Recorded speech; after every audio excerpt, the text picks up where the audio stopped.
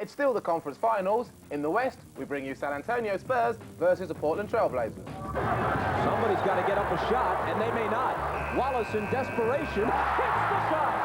What a beginning to Game 3. In the East, Indiana are still favourites, but New York are making life difficult for the Pacers with their surprising form. Sprewell, baseline drive on Rose, blocked by Smith. Hamby puts it home. So, sit back, relax, and enjoy some serious stuff. First up, some Western Conference action. In the Western Conference Finals, the top-seeded San Antonio Spurs have the home court advantage against the Portland Trail Blazers. So, can the Blazers be road warriors? Let's find out. With the first two games in San Antonio, the Spurs, in white, were looking to gain the early advantage in the series. And in Game 1, the Twin Towers of Robinson and Duncan showed their dominance as they scored 42 of their team's 80 points. But Portland never gave up. Down 2 with just seconds remaining, they had a chance to tie. Out to Wallace for 2. That could have tied it. It bounces up over the glass and out. San Antonio ball, and the Spurs take Game 1. In Game 2, Portland came out on fire as they looked determined to beat the Spurs on their home court. Down by as much as 18, San Antonio started to make a comeback behind the long-range shooting of Elliott. They cut the deficit to 2 and had the ball in the closing seconds. Into Sean Elliott. He fires the 3 and hits it! His 6th of the game! And a heart-wrenching loss for the Blazers as they are now down 2 games to none. For Games 3 and 4, the series switched to Portland. It is a slow and quiet city, but the locals do let loose when they fill the Rose Garden to watch their beloved Trailblazers play. In the early 70s, the fans' die-hard support became known as Blazer Mania. And when the club, led by a gingerhead centre named Bill Walton, won its only championships in 1977, a wild scene took place in the usually mellow streets of Portland.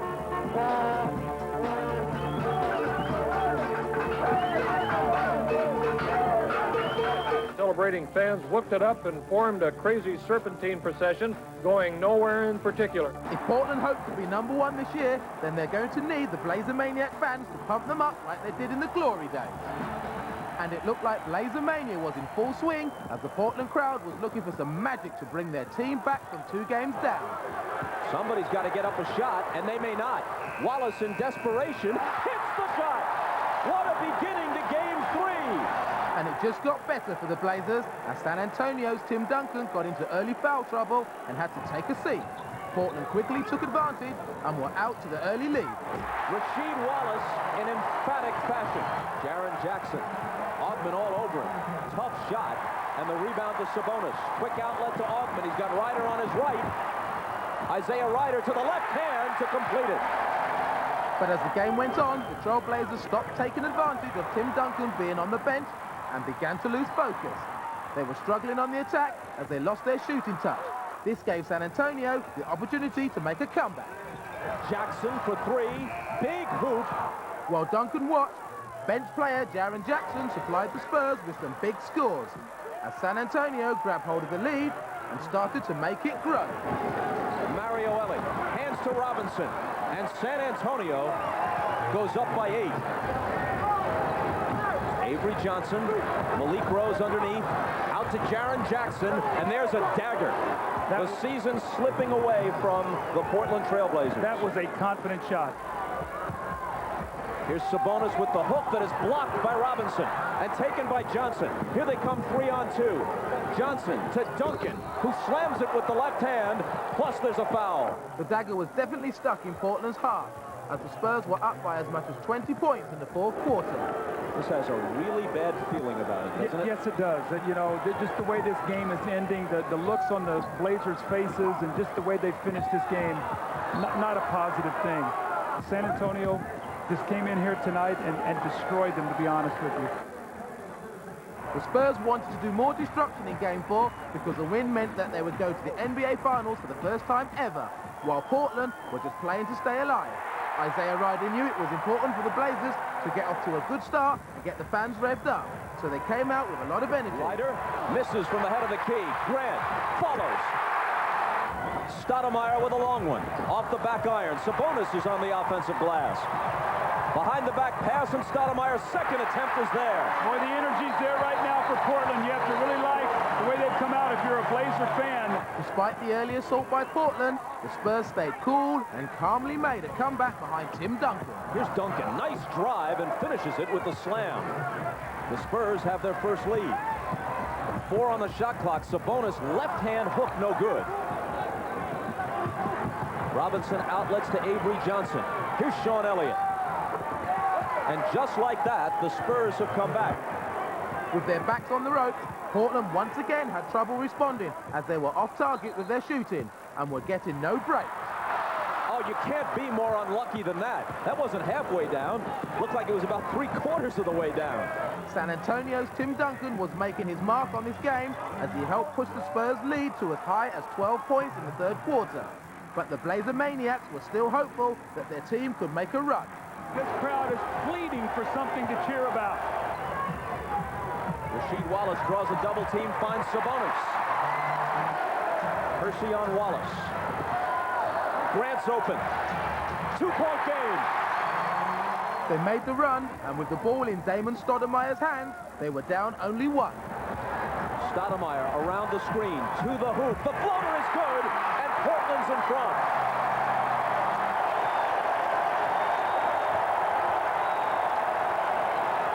Robinson. Rebound Duncan, and San Antonio reclaims the lead. Duncan connected on the foul shot to give the Spurs a 2-point lead. Then the Twin Towers went to work to build on that lead. Here's Jaren Jackson. Into Duncan, spins around Wallace to score. Lost the foul. Portland were looking frustrated as the game appeared to be slipping away. Ryder to the left hand, and a miss. Air ball, as a matter of fact. Jackson underneath to Duncan. San Antonio pushed the lead back to 9 points and were looking to go for the kill. Grant blocked away by Robinson. Here comes Jaren Jackson. Avery Johnson. That may have finished Portland in terms of momentum. All the wind has gone out of the Rose Garden. Jaren Jackson having a field day or night. Man. The Spurs get the sweep and are on to their first ever NBA Finals. The way we've grown up as a team this year, I'm just really proud of the guys, and we're going into the finals to win it all because, you know, we'd be disappointed with anything less. We've really grown up as a team. I like the way we're playing. Congratulations to San Antonio. That's the first time in their 23-year history that they've made it into the NBA Finals. Led by the Twin Towers of Duncan and Robinson, they've won 42 out of their last 48 games, which includes 10 straight victories in the playoffs. Now, they've had a clean sweep over LA, they've had a clean sweep over the Portland Trail Blazers. They're looking pretty hot. But who are San Antonio going to meet in the NBA Finals? Let's have a look what's happening in the East. While many expected the Indiana Pacers to make it this far in the playoffs, their opponents, the New York Knicks, have been a surprise. So, will this be the year of the Pacer, or will the Knicks continue their Cinderella story? Let's take a look. The series kicked off in Indiana. In Game 1, Latrell Sprewell looked like Superman coming off the Knicks bench and got them off to a flying start. But the Pacers in white fought back and gained the lead as Reggie Miller was connecting. Miller, open 3. The Knicks regained control of the game in the fourth quarter behind 6 straight points from their centre, Patrick Ewing. The Pacers had one final chance to tie the game, but this Mark Jackson shot came up short. The New York Knicks have stolen the home court advantage by winning Game 1. In Game 2, the Pacers and their fans were pumped up and flying high. They got out to a big lead, but the Knicks came back to keep it close late in the fourth. Bobby ties the game. The Knicks were looking to go up 2-0, but Reggie Miller was fouled, hit 2 free throws, and the Pacers regained the lead. New York had one final chance. 2 seconds to play. Ewing put it, it goes. Oh, and he misses. And the Indiana Pacers have tied the Eastern Conference Finals at 1 win apiece. Well, with the series tied at 1 apiece, it's time for us to take a break. But don't worry, because we've got more action from the New York-Indiana series in Part 2. Right, what's next? Where were you all week? I've been trying to call you. Oh, you know, so many planes to catch, so little time. I had to go out the country on a little personal business. Yeah? Yeah, but you might find out in Part 2. Yeah? Oh, okay. See, I'm actually here on a bit of personal business, but thought it would be a great opportunity to catch some of the Eastern Conference Finals. Now, the series between the New York Knicks and the Indiana Pacers was tied at 1 game each, so it switched back here to Madison Square Garden. The atmosphere is always exciting and always intimidating. Could the Pacers handle it? Let's have a look. Movie stars Billy Crystal and Spike Lee were also at Madison Square Garden to see this big matchup, but the Knicks were without their star, Patrick Ewing, who was injured and will miss the rest of the playoffs. So New York needed Larry Johnson to step up, and he did early on. Johnson for three. The Knicks took the lead as Marcus Camby's energy and athletic play gave Indiana fits. Marcus Camby, man, has he been active in this series. He's just throwing his body all over the court. But the Pacers came back and took the lead as center Rick Smith started to dominate. He scored 15 straight points. The Knicks needed to respond, so they gave the ball to LJ. Johnson wide open, and he banks in the three. LJ. But Rick Smith continued to be the man for Indiana as they were narrowly holding on to a 3-point lead. With just under 12 seconds to go, the Pacers needed to make one final defensive stop. 91-88, 11.9. And I'm sure Larry Bird has told his guys, don't foul on a three. Ward had it tipped. Johnson made a good catch. Johnson is fouled and hit! Larry Johnson has hit his career quota of wild shots today. But now he's got to make one, and when they rushed him, he said, leave me alone. I got to make a free throw here. Got it. New York by one. Timeout, Indiana. Three incredible three-point shots by Larry Johnson in this game. Has there ever been a greater four-point play? No. More significance in the history of the NBA. 5.7 seconds left. Can Reggie Miller pull out another one at the Garden? Here's Mark Jackson. Jackson triple teamed, tied up, got a shot up, no good. New York wins.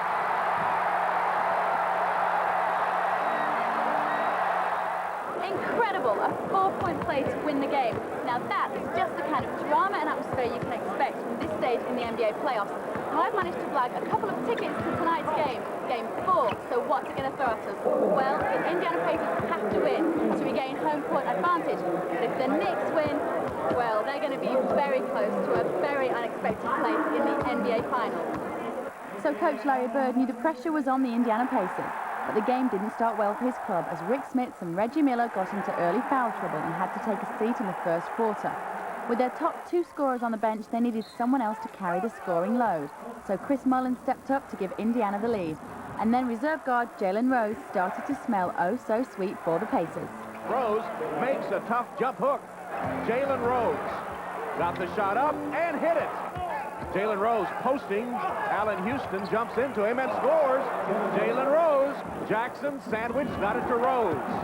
2 to shoot, and Rose got the roll. Jalen Rose having his best game of the series now in double figures.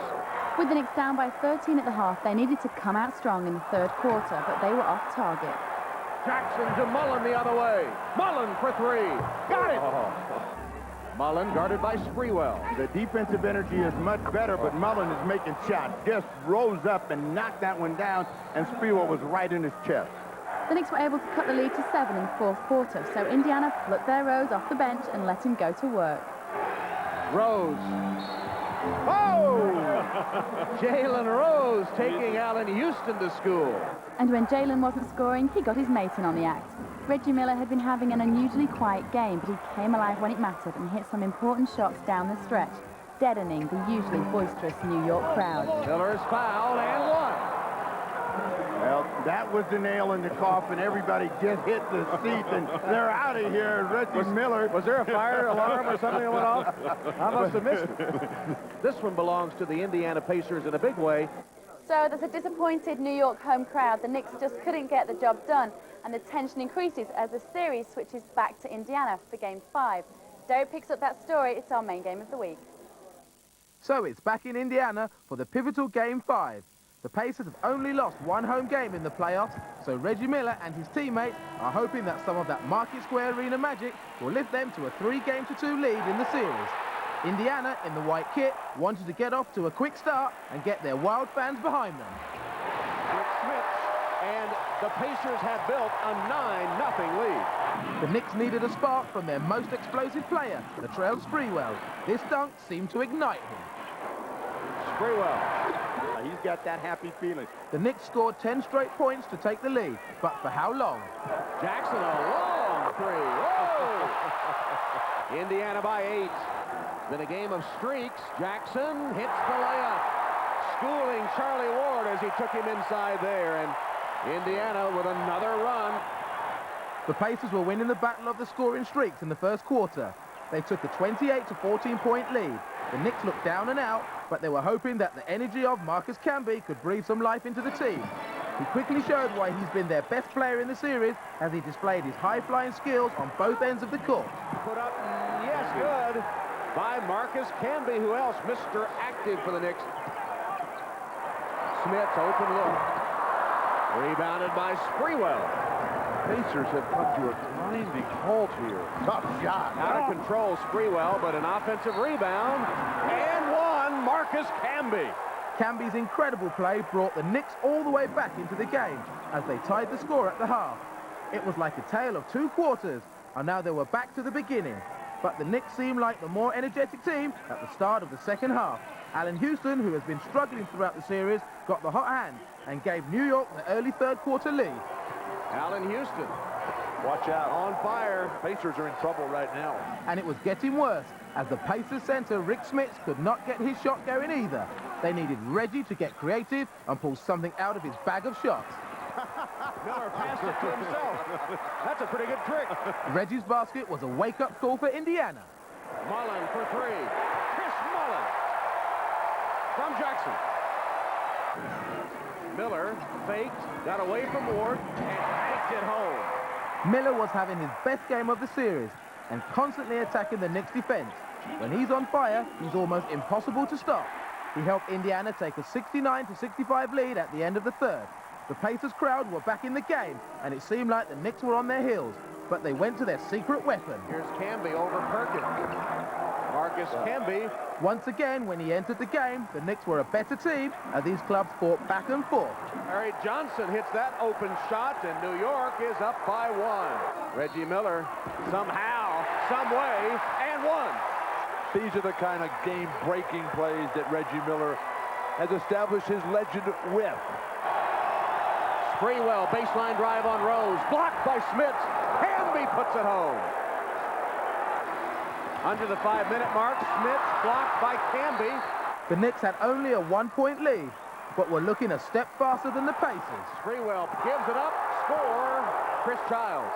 Another fast break basket for New York. Late in the fourth, it was crunch time for the Knicks and Pacers, so who would step up? Johnson for 3. Larry Johnson with a huge 3-pointer. New York leads by 4.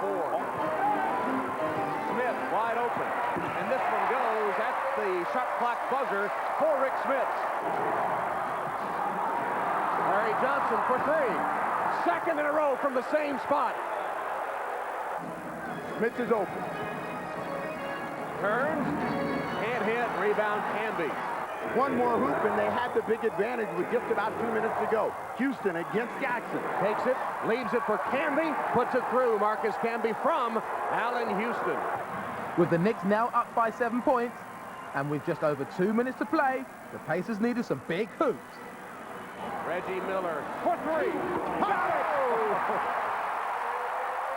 it! Now down 4 points, the Pacers needed to come up with a big defensive stop.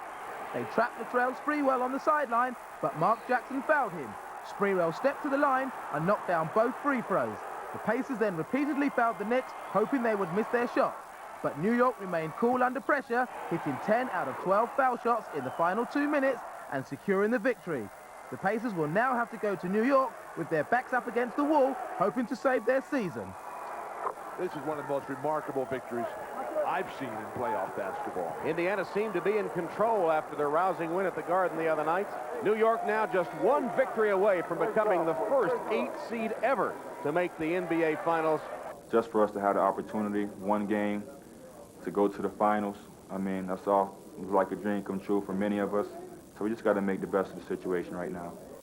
Amazing. After narrowly scraping into the playoffs, the New York Knicks are just 1 game away from the NBA Finals. As for Indiana, they have to win both games if they're to go through. If they don't, it's an early shower. And we can show you exactly what happened in Game 6. This was only last night, and it was in New York. Are you nervous? Nah.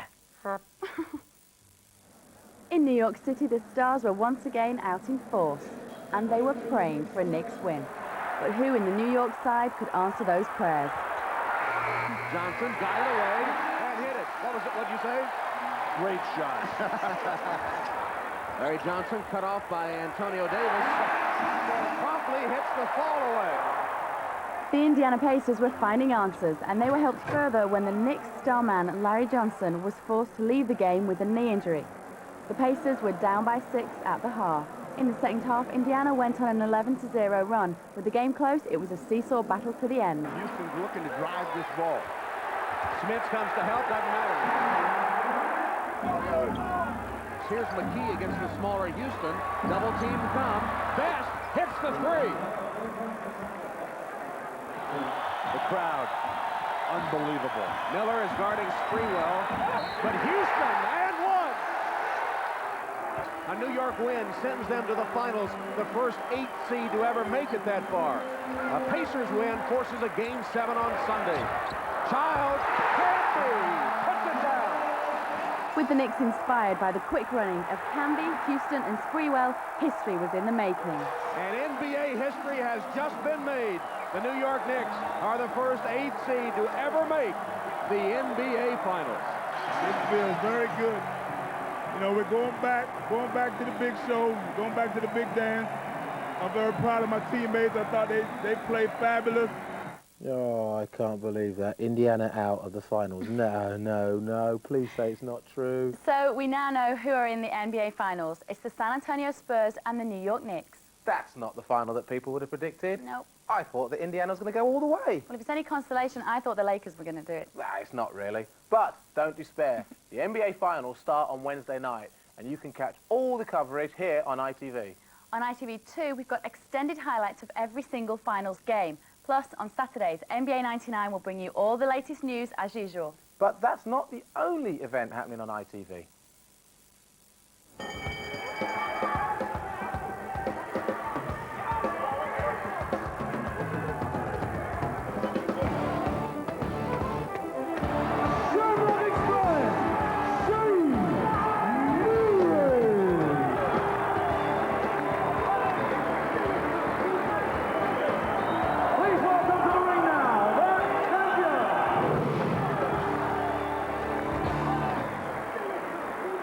So, put that Boxing Day in your diary. And don't forget, ITV2 will be showing you all the games from this year's NBA Finals the day after they're played at 7 p.m. The first finals programme is this Thursday, so make sure you do everything you can to get hooked up to ITV2 before then. And we'll be back next week with all the finals news. Here's the plays of the week. See ya. Bye. What a pass by Jackson. Behind the back to Antonio Davis. Here's a save by Canby. Childs pushing the ball to Canby.